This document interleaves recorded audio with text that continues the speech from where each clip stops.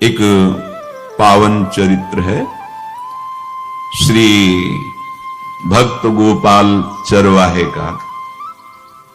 पहले ऐसा हुआ करता था कि सबकी गायें जैसे चराए तो सब लोग अन्न आदि जो है उसके घर भिजवा देते थे और गायें छोड़ देते थे। वो ग्वाला ही कहा जाता था। सैकड़ों लोगों की गायें चराता था और उसके घर में अन्न आदि जो आवश्यक सामग्री है भिजवा दी जाती थी। ना तो एक अक्षर वो पढ़ा लिखा था और ना कभी उसने भगवान का नाम या कोई चर्चा सुनी थी। उसके कोई परमार्थ से संबंध ही नहीं था। बस गाय चराते थे, जंगल में रहते थे, पत्नी भोजन पहुंचा देती थी और परिवार चलाने के लिए गांव के लोग दे देते थे अन्न, क्योंकि सबकी गाय चराते थे। ना तो उसको किसी धर्म का ज्ञान था, ना किसी साधना का ज्ञान था। एक दिन देखा जंगल से एक मंडली जा रही संतों के। ओ श्री राम जय राम जय जय राम, श्री राम जय राम, ऐसे कीर्तन। संत जन पहले मंडली बना के चलते थे तो नाम कीर्तन पद कीर्तन ऐसे। उसको बड़ा आनंद आया। उसको लगा कि इतने झूम झूम कर संत जन गा रहे हैं, किसी से बात नहीं की, पकड़ लिया। अब पूरा तो नहीं, बस उतना राम राम राम राम ऐसे करने लगा। देखो कई बार कहा है यदि आप बिना गुरु मंत्र के भी नाम जप करेंगे तो नाम जप आपको गुरु तक पहुंचा देगा, क्योंकि गुरु प्रदत्त नाम भगवत साक्षात्कार कराता है। 50 वर्ष की अवस्था लगभग हो गई थी। कभी कोई तीर्थ याटन, धर्म कार्य, शास्त्र स्वाध्याय, सत्संग कुछ नहीं। देखो कृपा, विश्वास। अब वो अलौकिक ढंग से नाम में मिठास लगने लगी उसको, तो जोर जोर से कभी कभी नाच पड़ता, चरवाहा है ना, गाता। तो और जो लोग थे उसका उपहास करते, अरे नरक में भी ठौर नहीं मिलेगी, जिंदगी में कुछ पुण्य नहीं किया, ये ऐसे लोग बहुत उपहास करने वाले। ऐसे करने से क्या मिलेगा, नाम से कुछ हो जाएगा। उसने कहा हमने तो कभी सोचा ही नहीं कि कुछ होगा, हम तो ऐसे ही गा रहे। पर ये लोग उपहास कर रहे हैं, क्या गलत है क्या ऐसा गाना? जब तक दृढ़ ज्ञान नहीं होता तब तक माया फिसला सकती है। उसने कहा कि हम किसी लाभ के लिए, बैकुंठ जाने के लिए या कोई लाभ के लिए नहीं जपते, हमें तो अच्छा लगा, वो गा रहे थे संत जन तो हम गाने लगे। क्या सही में आप लोग समझते हैं कि ये गलत है? उनका तुम मूर्ख हो, तुम्हारी क्या समझ में आए? और उपहास करते उसका। उसके मन में एक बात आई, कोई ये प्रमाण दे दे मुझे कि ये जो मैं संतों के मुख से सुना नाम, ये परम सत्य है, ये परम सुखकारी है, और इससे क्या बैकुंठ मिल जाएगा? कोई तो मिले मुझे। और जब किसी के हृदय में ऐसी आकांक्षा होती है तो वही मिल जाते हैं जो सबके हृदय की जानते हैं। एक दिन उसने देखा जब लोग दिल्ली की हंसी मजाक कर रहे थे, उसी समय एक लंगोटी पहने हुए, हाथ में कमंडल और दंड धारण किए हुए कोई वीतराग परमहंस दौड़ा, चरणों में गिर गया। महाराज महाराज, बस एक बात आप बता दीजिए, जो हम राम राम कह रहे हैं, ये लोग उपहास करते हैं, क्या इससे हमारा कल्याण हो जाएगा, वैकुंठ मिल जाएगा? तो उन्होंने कहा बेटा ये बहुत मंगलमय भगवान का नाम है, पर हमें लगता है कि तुम्हें गुरुदेव की आवश्यकता है।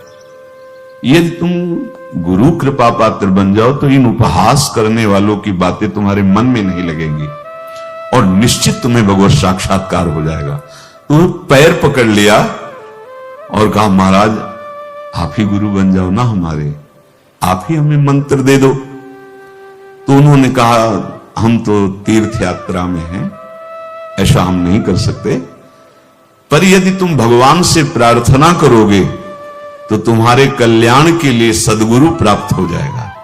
इसलिए जैसे कोई पूछते हैं किसको सदगुरु बनाऊं, तुम कहते किसी को नहीं, पहले भगवान को मानो, श्री हरि को, जगत गुरु श्री कृष्ण को, फिर उनसे प्रार्थना करो कि यदि आप आवश्यक समझते हो कि सदगुरु के रूप में आप आकर के हमारा कल्याण करेंगे तो मुझे पहुंचा दो, या आप स्वयं आ जाओ। मैं नहीं खोज कर पाऊंगा, मेरी वो दृष्टि नहीं है कि मैं किसी महापुरुष को पहचान सकूं। मैं तुमसे सत्य कहता हूं, सदगुरु की जो शरण में हो गया तो उसके जीवन नौका की डांट सदगुरु अपने हाथ में ले लेते हैं। फिर उसको कोई भय, कोई उपहास, कोई लज्जा नहीं सताती। वो सुख पूर्वक इस दुखद अपार संसार समुद्र से पार हो जाता है। पर बेटा, तेरे ऊपर भगवान की बड़ी कृपा है, क्योंकि तू संतों को मानता है। तू मेरी बात पर विश्वास कर ले, अंदर से तू एकांत में रो, तुझे सदगुरु मिल जाएंगे। अब ऐसा कहकर वो अपने राह में चले तीर्थ यात्रा के लिए। अब वो खोजता, एकांत में बैठकर देखता, कभी कभी वो पेड़ पे चढ़ जाता कि कोई संत तो नहीं आ रहे हैं। अब उसके लिए वहां भोजन पहुंच जाता, पाता, गाय देखता और बस खोज करता कि सदगुरु आ जाए, सदगुरु आ जाए। बहुत समय व्यतीत हुआ, पर उसका विश्वास नहीं टूटा कि संत ने कहा था कि तुम भावना करो कि सदगुरु आ जाएंगे। भगवान सदगुरु बन करके आ गए, वही है सदगुरु। देखा सामने से बड़े तेजस्वी महात्मा बड़े तीव्र गति से आ रहे। ओह, दौड़ा, गुरुदेव गुरुदेव, चरणों में लौट गया। चरणों में जे भी गिरा तो एक बिजली सी दौड़ी उसके हृदय में। अब बात बन गई, गुरु मिल गए। वो खड़े हो गए, देखते ही सात्विक भाव उत्पन्न हो रहा है, आंसू निकलने लगे। देखते ही मन में आया कि जो संत कह रहे थे सदगुरु मिल जाएंगे, यही हमारे सदगुरु हैं। हृदय में उत्साह, आतुर आवाज, प्रभु मुझे भवसागर से पार करने वाला गुरु मंत्र दे दो। ऐसे थोड़ी दीक्षा दी जाती कि गली चलते दी जाए, दूंगा। जा पहले स्नान करके आ, फिर एकांत स्थान में बैठेंगे, फिर तेरे को उपदेश देंगे। बोला, महाराज मैं जंगली आदमी हूं, गाय चराता हूं, हमारा घर बार से कोई आना जाना नहीं, यही भोजन आ जाता है। संत ने कहा, अच्छा स्नान करो। स्नान करके आए, एक पेड़ के नीचे। भाई मैं तुझे कुछ नियम दूंगा, कुछ शर्त। तो अब महाराज गंवार आदमी है, ना हम आपका कोई नियम पालन कर पाएंगे, ना कोई व्रत पालन कर पाएंगे, ना कोई साधना कर पाएंगे। आप देख लो हमारी हालत, 50 साल का हूं, पढ़ा लिखा बिल्कुल नहीं, कोई धर्म कर्म नहीं जानता, गाय चराता हूं। मुझसे बहुत बातें नहीं सदेंगी, अगर एक कोई बात बता दो तो प्रण करता हूं जिंदगी में प्राण त्याग सकता हूं, पर एक बात कोई, एक नियम कोई दे दो। हमें बहुत नियम तो नहीं समझ में आएंगे, एक कोई बात बता दो कि ऐसा कर लेना और मंत्र जपना, तो हम प्राण त्याग सकते, पर आपकी आज्ञा उल्लंघन, पर बहुत हम बातें नहीं मान पाएंगे क्योंकि हमारे इतना ज्ञान नहीं है। गोपाल के वचन सुन करके बहुत प्रसन्न हुए संत भगवान। एक नियम तुझे देता हूं, हमारे आराध्य देव श्री कृष्ण हैं, गोविंद हैं। आज से तुम्हारे आराध्य देव गोविंद है, हां श्री कृष्ण है। बिना उनको पवाए तुम्हें पाना नहीं है, बस यही तुम्हारे लिए नियम है। तुम्हारे पास जो आवे, सूखी रोटी, दूध, छाछ, जो भी, बिना उनको पवाए पाना नहीं है। सीधा सरल आदमी। गुरुदेव प्राण चाहे चले जाएं, बिना उनको पवाए आज के बाद कभी जिह्वा पे कुछ नहीं जाएगा, ऐसा गुरुजन आदेश करते हैं वैष्णव मार्ग के पथिकों को कि जल भी बिना अर्पित किए मत पियो। अगर आप बिना अर्पित किए पीते हैं तो आपकी बुद्धि में इष्ट देव के प्रति ममत्व तो नहीं आ पाएगा, नहीं आ पाएगा। अब तो गोपाल नाच पड़ा कि गुरु मिल गए, गुरु मंत्र मिल गए और इष्ट का पहचान मिल गई। उसी समय घर से भोजन आया, वही कभी चटनी रोटी, ऐसे बैठा एकांत वृक्ष के नीचे, आओ गोविंद भोग पाओ। अब गोपाल विचार में लगा कि आ तो रहे हैं ही नहीं, और गुरुजी ने कहा बिना पवाए पाना नहीं। पूरा दिन व्यतीत हो गया। गुरुजी कह रहे थे घट घट में विराजमान भगवान है तो कहीं से भी प्रकट हो सकते हैं, तो अंदर मंत्र जपता हो, कहता आओ भगवान, पाओ आके, नहीं आए। महाराज हमारे गुरुदेव ने आपका ध्यान जो बताया था वैसे ही आओ, आप पाओ आकर के। रात्रि हो गई, देखा पर वो नहीं आए तो भोजन उठाया, गाय को पवा दिया, तो बहुत सी गायें थी, भूखा रह गया। दूसरे दिन फिर भोजन आया, एक पत्ता तोड़ा, जल से छिड़का पत्ते में और भोजन रखा, भगवान को फिर पुकारा, आओ प्रभु। गुरुदेव ने आज्ञा की, बिना आपको पवाए हम अपनी जबान में नहीं रख सकते। शाम हो गई, रात्रि हो गई, फिर गौ को दे दिया, नहीं पाया। अब एक तो 50 वर्ष की अवस्था और गौओं के पीछे दौड़ना और भोजन पाना नहीं, शरीर में सामर्थ्य धीरे धीरे कम होने लगी। तीसरा दिन, चौथा दिन, पांचवा दिन, छठा दिन, सातवां दिन, दीनानाथ प्राण चाहे निकल जाए, हम गुरु की आज्ञा नहीं तोड़ सकते। अगर आप नहीं आएंगे तो भूखों मर जाऊंगा।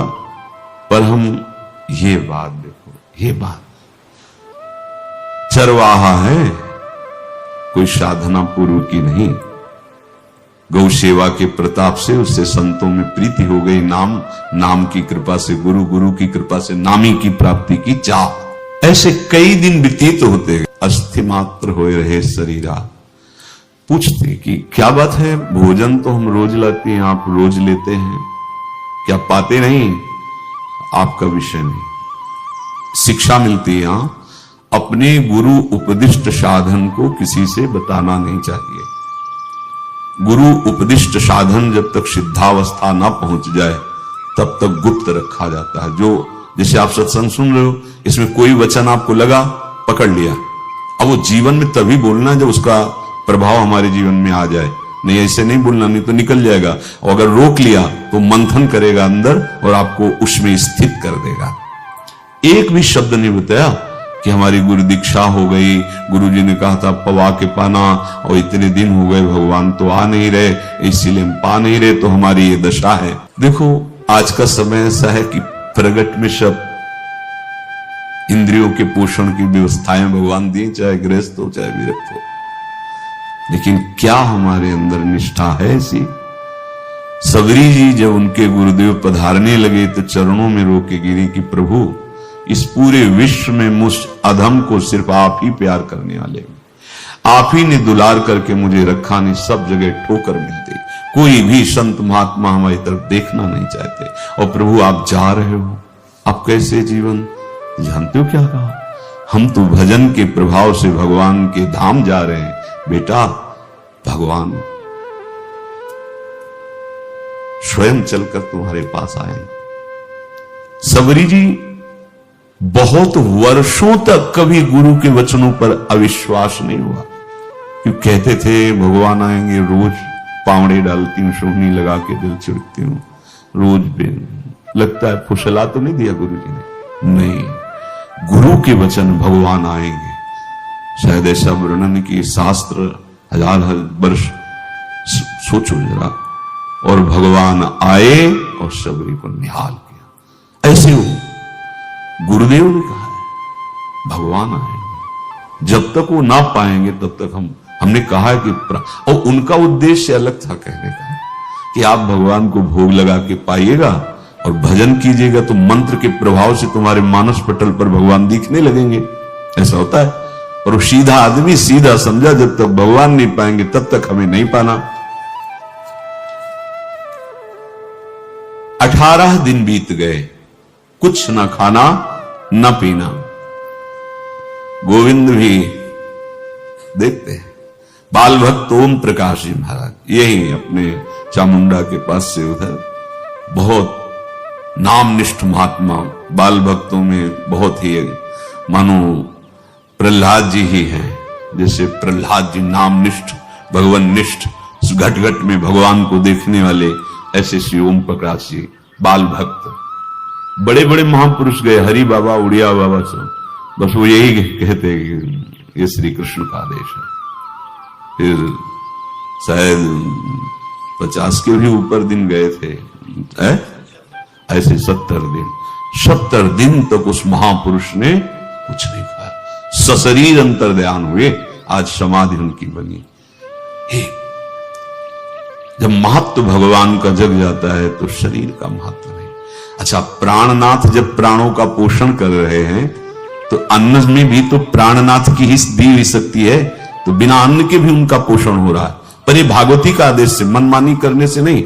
मनमानी करने में फिर मार्ग रुक जाएगा। भगवान आदेश करते हैं अपनी वाणी से, युक्ताहार विहार से, उचित आहार विहार, वो तो भगवद आदेश होता है। 18 दिन बीत गए। 19वें दिन जब भोजन आया तो पेट के आते सब सिकुड़ गई थी। वैसे 50 वर्ष के थे, आंखें धस गई थी, उठने की ताकत नहीं। पत्नी ने फिर कहा कि आप कुछ तो बताइए कि क्या आपको कोई रोग हो रहा है? आप भोजन नहीं पा रहे, मैं रुक जाऊं यहीं आपकी सेवा के लिए या आप घर चलिए? कोई उत्तर नहीं। आप जाइए, हम ठीक हैं। ऐसा फिर धीरे से पत्ता लाए, छिड़का, भगवान आओ पाओ आकर के। शाम हो गई, फिर गाय को दे दिया। विचार कर लिया कि अब मरना ही है, मुझ जैसे अधम के पास भगवान तो आएंगे नहीं, वो तो भगवान है। पर मैं अपने गुरु के वचन नहीं तोड़ सकता, मर चाहे जाऊं। 27 दिन व्यतीत हो गए, एक कवल भी अन्न नहीं पाया। न चलने की शक्ति थी, न पत्ता लाने की शक्ति थी, न जल छिड़कने की शक्ति थी। जिस पात्र में भोजन लाई थी, लेटे ही लेटे खोला और कहा, प्रभु मुझे पता है आप इस शरीर से नहीं मिलोगे, पर आप जान लो मैं अपने गुरु की आज्ञा का उल्लंघन नहीं करूं। ये मतलब जितने महान हुए हैं सब निष्ठावान हुए हैं, अपने लोग फिसड्डी हैं। जरा सा कोई दुख, जरा सा कोई सुख, फिसल जाते हैं। प्राण अनंत जन्मों की बिगड़ी 27 दिन क्या होते हैं? क्या होते 27 दिन? अनंत जन्मों का जमा कूड़ा करकट भगवान साफ कर रहे हैं। ये जो तन्मयता, गुरु निष्ठा, जो प्राण भूख से व्याकुल, सब भस्म हो रहे हैं पाप अनंत जन्मों के। अनंत जन्म, जैसे हम सोचे कि भगवान इतने निर्दयी कैसे हैं? नहीं निर्दयी, आत्मा को कुछ फर्क नहीं पड़ता। और शरीर ने जो किए हैं जन्म जन्मांतरों के, वो निष्ठा के कारण दुख नहीं पहुंचेगा। निष्ठावान को दुख नहीं पहुंचता, वो आपको दिखाई देगा दूर से, उसको दुख नहीं पहुंचता, क्योंकि निष्ठा का कवच है, वो कभी कोई भेद नहीं सकता। किसी भी माया के यंत्र में ताकत नहीं कि निष्ठा को भेद सके, उसी को निष्ठा कहते हैं, नहीं भेद पाए। 27वां दिन है। पति की दशा देख करके कहा, स्वामी अब तो आप कहोगे भी तो मैं नहीं जाऊंगी। अब आपकी दशा, इशारे से कहा आज भर चली जा, क्योंकि उसको लग रहा था आज प्राण निकल जाएंगे। आज भर चली जा, फिर कल से जैसी तेरी आज चली जा। इशारे से, बोलने की भी सामर्थ्य नहीं थी। गोपाल के आंसुओं की धारा चल रही, पड़े पड़े धीरे से खोला जो भोग है, और अंतस्थल, आज बोल भी नहीं पा रहे, अंतस्थल से कह रहे, प्रभु अब चाहे आके पालो या लिवा जाके पवा देना, देख लो आप, आखिरी है, आके पालो या लिवा जाना, अपने यहां पवाना, क्योंकि हमारे यहां तो पाए नहीं आप। बड़े प्रेम से अंदर से आवाज आई, गोपाल। आंख खुली, क्योंकि बोलने की हिम्मत ने, ये अंदर से प्रार्थना की थी, गोपाल वो अमृतमय। गुरुदेव ने कहा था कि उनकी वाणी से अमृत बरसता। एकदम आंख खुला, देखा वही पीतांबर, वैसे ही मोर मुकुट, वही मुरली, वही करधनी, वैसे ही नूपुर, वैसे ललित त्रिभंगी। गुरुदेव ने जैसा वर्णन किया था वैसा ही सुंदर रूप गोपाल के सामने प्रभु। मुखमंडल की मनोहरता देखकर निहाल हो गए, निहाल कर देंगे। थोड़ी पीड़ा सहना सीखो, सहत सहत बाढ़े भगति, ग्रह तन गुरु हितगार, ग्रह तन गुरु हितगार, हार अपनी करिमा। सेवक जी कह रहे हैं, देखो गृह तन गुरुहित गार हार अपनी कर, तन मन प्राण गुरु वचनों पर न्योछावर, जो भी सहना पड़े सहूंगा। मिल गए प्रभु, प्रभु दूर नहीं है। प्रिया प्रीतम बहुत कृपालु हैं। मानो करोड़ करोड़ काम की सौंदर्यता को हे करते हुए प्रभु के लावण्य का प्रकाश हो रहा है। मनहारिणी मुरली जैसे कहा था अधरों में रख, वैसे अधरों में विराजमान। अच्छा, खास बात ये, ना कोई गाय देख पा रही, नहीं कोई और चरवाहा देख पा रहा। ये भगवान जैसे इस सभा में किसी से बात करें, भगवान किसी से मिले तो पास बैठा व्यक्ति भी नहीं देख पाएगा, ना जान पाएगा, क्योंकि प्राकृतिक इंद्रियां, प्राकृतिक शरीर, और वो चिदानंद में, वो तो जिसको दर्शन देंगे तो पहले दृष्टि प्रदान करते हैं। भगवान जिससे मिलते हैं पहले दृष्टि प्रदान करते हैं, तो गुरु रूप से दृष्टि प्रदान। ये जो अंतर में पुकारा ना, वो अंतर दृष्टि खुल गई, सामने देखा। इतना सुंदर विश्व मोहिनी भगवान श्री हरि का ललित त्रिभंगी रूप कि गोपाल की आंखें नहीं टिकी। इतना सुंदर रूप, आंखें भगवान के तेज के आगे बंद हो गई। जीवी बंद हुई तो देखा मानस पटल पर वैसे ही ललित त्रिभंगी। फिर खुला, देखा सामने भगवान मुस्कुराए, सामर्थ्य प्रदान की। देखो अर्जुन के साथ ही तो खेलते हैं भगवान सखा भाव से, रथाक रहे हैं, लेकिन भगवान का विराट स्वरूप देखने की सामर्थ्य अर्जुन में थी क्या? दिव्य दृष्टि प्रदान की। फिर भी कांप रहे थे अर्जुन जी भगवान की दिव्य दृष्टि संपन्न नेत्रों से उस विराट महिमा को देखकर कांप रहे थे अर्जुन। ये तो माधुर्य रूप प्रभु का है। उसने मानो इशारा किया प्रभु को कि हमारी सामर्थ्य में सकिल कर आ जाऊं, नजदीक आप आ जाओ। आ गए, अपना माथा प्रभु के चरणों में रखा, आंसुओं से भगवान के चरणों का प्रक्षालन कर रहा। देखो गांव का गाय चराने वाला ग्वारा, जिसको कोई धर्म कर्म का ज्ञान नहीं, कोई भक्ति का ज्ञान नहीं, कोई शास्त्र का ज्ञान नहीं, भगवान ने फिर उसको उठाया और अपने हृदय, ज्यों हृदय से लगाया, हष्ट पुष्ट स्वस्थ सब, अंतर बाहर पूर्ण, कोई पीड़ा नहीं, कोई दुख नहीं, बिल्कुल तेजस्वी स्वरूप। भगवान की स्पर्श की महान सामर्थ्य है। बाली ने बहुत मारा ना सुग्रीव को, तो कर परसात सुग्रीव शरीरा, जे इस पर सारी पीड़ा गई। भगवान अमृत सावी है, भगवान दिव्य चिदानंद भाव देने वाले हैं। अब तो सुरमुनि वांछित प्रभु की छाती से लपटा हुआ है। ये ऐसा ना सोचो कि कहानियां हैं, ऐसा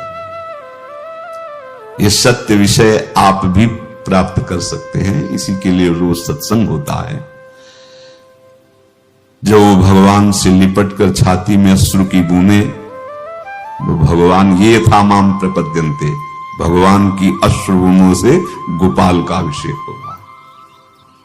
मानो सुदामा मिलन हो रहा है। जैसे भगवान को दैन्य बहुत प्रिय है। तभी भाई जी महाराज कहते हैं पद में कि बुद्धिहीन बना दो हे भगवान, हमें बुद्धिहीन बना दो। ये जो बहुत बुद्धि चलती है ना, इसके लिए दौड़ भाग है। नहीं, सीधे प्रभु हमारे हैं, हम प्रभु के हैं।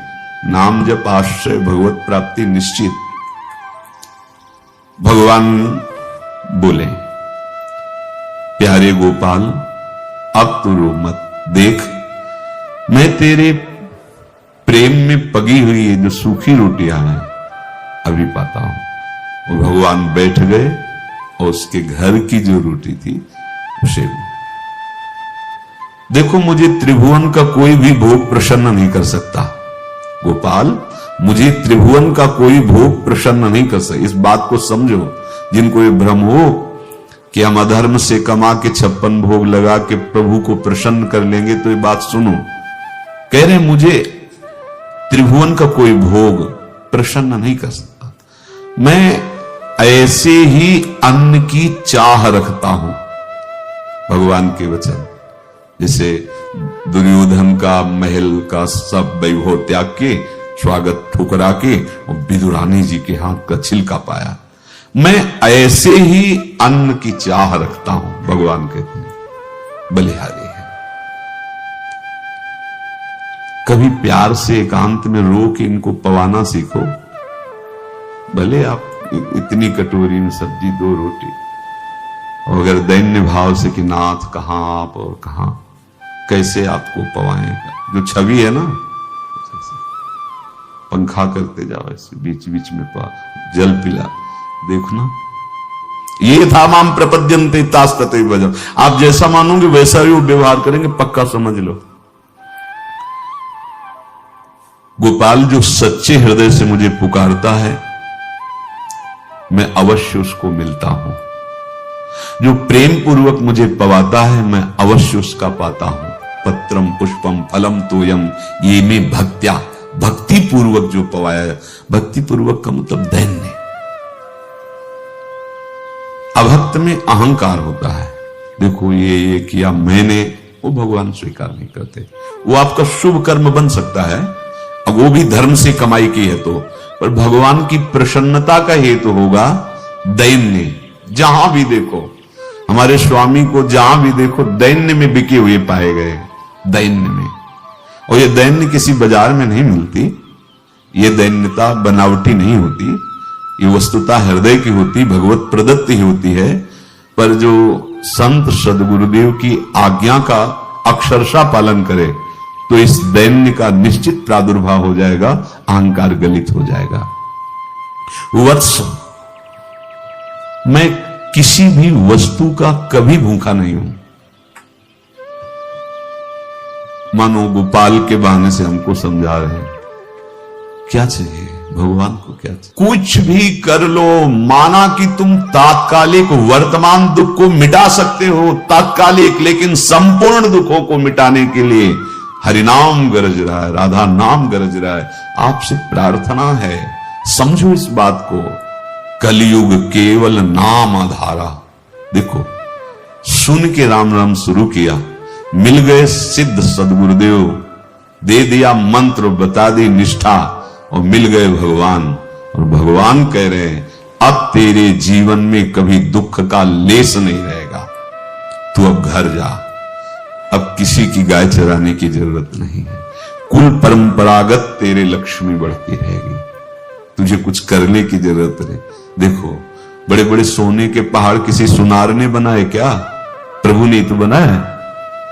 भगवान हंसते हंसते समझ ही नहीं पाए और अंतर्धान हो गए।